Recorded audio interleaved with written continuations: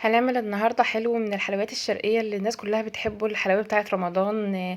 الجلاش اللي بالكريمة. هبدأ أول حاجة بأجهزها الكريمة. هتبقى كوباية لبن وعليها معلقتين نشا وأقلبهم كويس على البارد قبل ما أولع النار.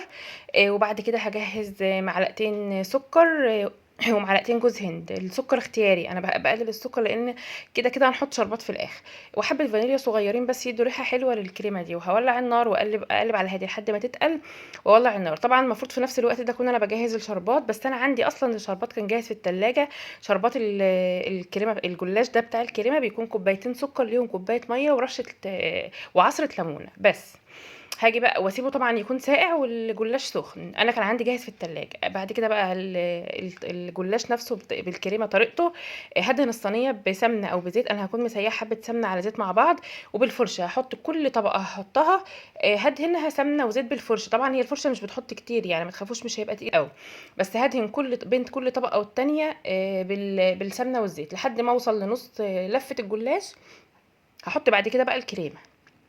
هي الكريمه سخنه خلصت اهيت وتقلت.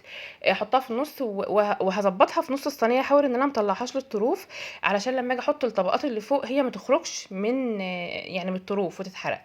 هبتدي بقى احط الطبقات اللي فوق برضو طبقه بطبقه، وكل طبقه هحطها هدهنها برضو بالسمنه والزيت بالفرشه.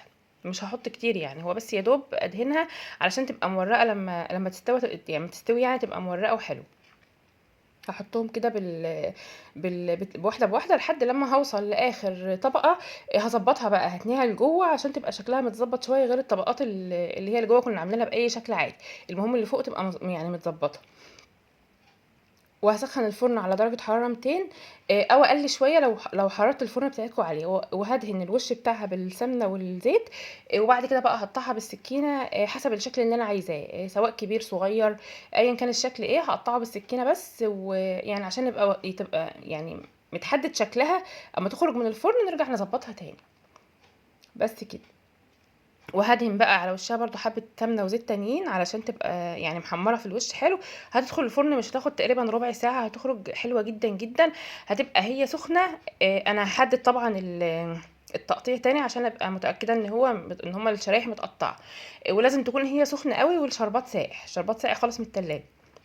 هي طالعة تحفة حلوة جدا ومورقة وجميلة قوي، والكريمة فيها حلوة ومش محروقة ولا حاجة الكريمة. هي بس اتلهفت شوية مني انا بس، من وشها من الشواية. بس هي الكريمة بتاعتها حلوة جدا من جوه. وطرية وطعمها حلو. عايزاكم تجربوها وتقولوا لي رأيكم فيها ايه.